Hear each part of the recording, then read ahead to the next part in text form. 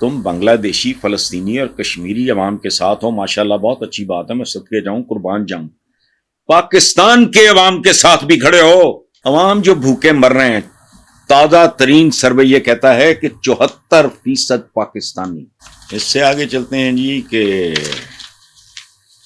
ہمارے ماشاءاللہ ہمارا بھی دفتر خارجہ ہے، بالکل اسی طرح ہے جیسے ہمارا وزارت خزانہ بھی ہے، اسی طرح ہمارا دفتر خارجہ بھی ہے۔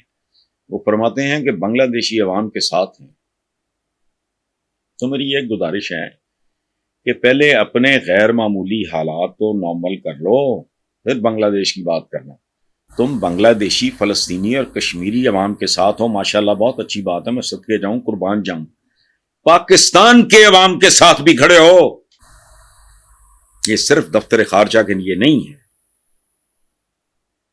یہ حکومت کے لیے۔ تم بنگلہ دیشیوں کے بھی ساتھ ہو، ماشاءاللہ بہت اچھی بات ہے، میں بھی ساتھ ہوں، کشمیریوں کو بھی ساتھ ہوں، غزہ والے فلسطینیوں کو بھی ساتھ ہوں۔ عوام جو بھوکے مر رہے ہیں، تازہ ترین سروے یہ کہتا ہے کہ 74% پاکستانی، کتنا کہہ رہا ہوں، 74%، وہ اپنے وسائل کے اندر زندگی نہیں گزار سکتے۔ یہ صورتحال ہے اس ملک میں۔ 74% پاکستانی اپنی انکم جتنی بھی ان کی ہے، یہ سروے ہوا ہے، تو زندگی نہیں گزار پا رہا ہے۔ اور میں یہ سوچتا ہوں کہ ان میں یہ کتنے کروڑ بنتے ہیں، اور ان کا اگر 5% بھی اگر ان کے میٹر پھر گئے تو پھر کیا ہوگا؟ تو اس لیے آپ ساتھ سوت تو ہو، اچھی بات ہے، فلسطینیوں کے بھی اور اس کے بھی اور اس کے بھی، ذرا پاکستانیوں کی طرف بھی دھیان دو، ان کے بھی ساتھ ہونے کی کوشش کرو، ورنہ کے بعد پھر ادھورا ہی چھوڑ دیں تو بہتر۔ چل بھائی تو کیا راہ چلتے خواہ مخواہ پتہ بھی نہیں ہوتا، بلکہ ہمارے ایک مرحوم میرے دوست پاکستان کے بہت نامور جرنلسٹ عباس ستر، ان کی سرخیاں جو ہے نا وہ شیروں کی طرح مشہور ہوتی تھی۔ مثلا ان کی سرخی تھی کہ ادھر ہم ادھر تم، بھٹو کے حوالے سے۔ تو وہ ایک بات کہا کرتے تھے کہ یہ اپنے ایک دوست سے انہوں نے میرا تعارف کرایا، میں ان کا نام بھول رہا ہوں اس وقت، ان کا بیٹا کسٹمز میں تھا، ان کے دوست کا بیٹا، وہ نواب شاہ، وہ اس کو کہتے تھے کہ یہ ہے شیر نواب شاہ اور گرد و نواح، یعنی اتنی چھوٹی سی جگہ اور اس کے ارد گرد کا یہ شیر ہے۔ اور وہ مذاق اڑایا کرتا تھا کہ ایک زمانے میں پاکستان میں کوئی تحریک چلی، لاہور میں چل رہی تھی، لوممبا کو رہا کرو، یہ بھی شروع ہو گیا بیچ میں، یہ جس کا میں ذکر کر رہا ہوں بندے کا، پولیس آئی اس کو بھی پکڑ کے لے گئی۔ تو اس نے کہا یار مجھے تو پتہ نہیں لوممبا ہے کون، لوگ کہہ رہے تھے تو میں بھی لگ گیا سا، سمجھ گئے آپ، اس طرح کے لوگ بھی پاکستان میں ہوتے ہیں۔ عمران خان نے کہا کہ میرے پاس بہت وقت ہے، ان کے پاس وقت ختم ہو رہا ہے، میں صرف اور صرف پاکستان کے لیے بات کرنے کا کہہ رہا ہوں، جیل میں بیٹھ کے پیش گوئیاں کر رہا ہوں کہ حکومت کے پاس 2 ماہ سے زیادہ کا وقت نہیں، اور میرا ذاتی خیال بھی یہی ہے کہ یہ اب دنوں کا کھیل ہے، ادروائز لوگوں کا سیچوریشن پوائنٹ پہ ان کا صبر، تحمل، ضبط، اور بڑے دنوں سے بڑے لوگ، میں اکیلا نہیں، یہ وارننگ دے رہے ہیں کہ خدا کا واسطہ، اور بنگلہ دیش کے انسیڈنٹ نے لوگوں کے اندر ایک نئی جوت جگا دی ہے، یا نیا اینگل اس کو ان کو مل گیا ہے، ایک نئی انسپریشن ملی ہے۔ تو اور عمران نے بھی یہی کہا کہ بنگلہ دیش کی طرح پاکستان میں بھی کچھ ہونے جا رہا ہے، لہذا شریف برادران، آصف زرداری اور میرا نام ECL پہ ڈال دو، چونکہ یہ تو سارے بھاگنے کے لیے مشہور ہیں، تو اس نے اپنا بھی نام دے دیا ساتھ کہ ہم سب کو ECL پہ ڈال دو ورنہ یہ لوگ کھسک جائیں گے یہاں سے۔ اچھا، تو نواز زرداری کے بارے میں تو میں کچھ نہیں کہہ سکتا، البتہ عمران کے بارے میں اتنا جانتا اور یقین سے کہہ سکتا ہوں کہ پاکستان کے حالات جیسی بھی ہیں، وہ میدان چھوڑ کے بھاگنے والا آدمی ہے ہی نہیں۔ اور میں ان لوگوں پہ ہنسا کرتا تھا جن کا خیال تھا کہ عمران جیل برداشت نہیں کر سکے گا، میں ہنستا تھا، میں نے کہا بھی تو بات سنو، اس عمر میں جو آدمی ویٹ ڈال کے ٹخنوں پہ پہاڑ چڑھتا ہو تمہیں اس کا اندازہ نہیں ہے، تو یہ احمق نہیں جانتے تھے، سمجھ آ گئی ہوگی۔ اچھا، کہ ابھی ایک ویڈیو بھی سوشل میڈیا پہ مجھے کسی نے دکھائی ہے جس میں کچھ طلبہ یہ مطالبہ کر رہے ہیں کہ عمران خان کو رہا کرو اور جو مینڈیٹ دیا ہے یہ وہ وغیرہ وغیرہ، اور بنگلہ دیشی، میں کہہ رہا ہوں یہ بنگلہ دیشی ماڈل جو ہے یہ قدرت کی طرف سے پتہ نہیں اس کی ٹائمنگ کیا ہے، صحیح ہے یا غلط ہے میں نہیں جانتا.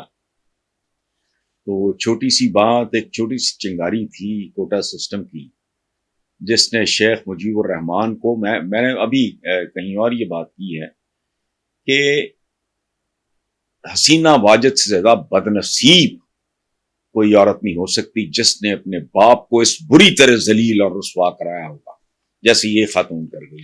تو جن کو جب چڑھی بھی ہوتی ہے وہ پھر اترنے کے بعد ہی اترتی ہے. حسینہ واجد پہ دنیا تنگ، زمین تنگ ہو گئی ہے، محاورہ ہے نا کہ فلاں بندے پہ زمین تنگ ہو گئی، یہ محاورہ ہے.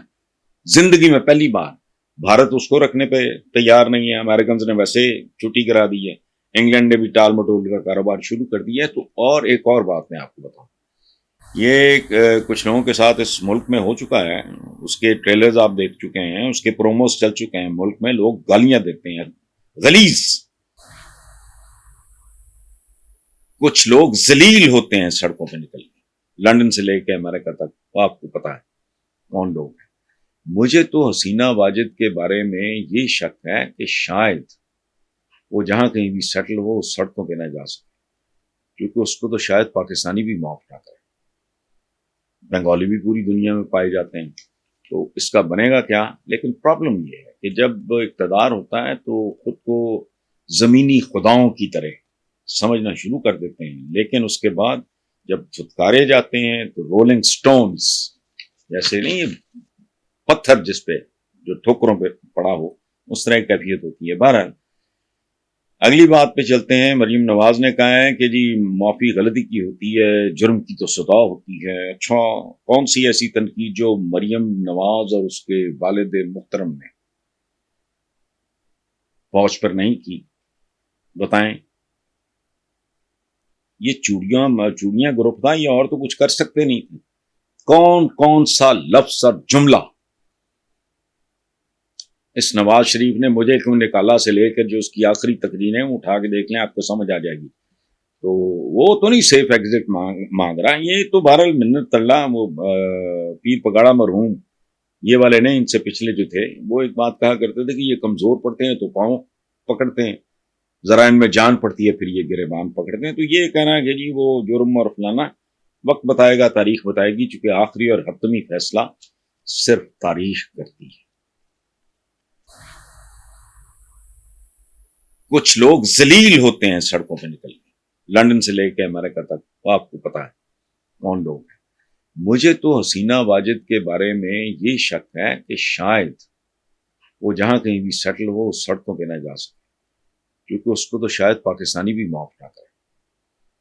بنگالی بھی پوری دنیا میں پائے جاتے ہیں، تو اس کا بنے گا کیا؟ لیکن پرابلم یہ ہے کہ جب اقتدار ہوتا ہے تو خود کو زمینی خداؤں کی طرح سمجھنا شروع کر دیتے ہیں، لیکن اس کے بعد جب چھتکارے جاتے ہیں تو رولنگ سٹونز جیسے نہیں، پتھر جس پہ جو ٹھوکروں پہ پڑا ہو، اس طرح کی کیفیت ہوتی ہے. بہرحال اگلی بات پہ چلتے ہیں. مریم نواز نے کہا ہے کہ جی معافی غلطی کی ہوتی ہے، جرم کی تو سزا ہوتی ہے. اچھا، کون سی ایسی تنقید جو مریم نواز اور اس کے والد محترم نے فوج پر نہیں کی؟ بتائیں. یہ چوڑیاں گروپ تھا، یہ اور تو کچھ کر سکتے نہیں تھے. کون سا لفظ اور جملہ اس نواز شریف نے مجھے کیوں نکالا سے لے کر جو اس کی آخری تقریریں اٹھا کے دیکھ لیں، آپ کو سمجھ آ جائے گی. تو وہ تو نہیں سیف ایگزٹ مانگ رہا، یہ تو بہرحال منت اللہ، وہ پیر پگاڑا مرحوم یہ والے نہیں، ان سے پچھلے جو تھے وہ ایک بات کہا کرتے تھے کہ یہ کمزور پڑتے ہیں تو پاؤں پکڑتے ہیں، ذرا ان میں جان پڑتی ہے پھر یہ گریبان پکڑتے ہیں. تو یہ کہنا ہے کہ جی وہ جرم اور فلانا وقت بتائے گا، تاریخ بتائے گی، چونکہ آخری اور حتمی فیصلہ صرف تاریخ کرتی ہے.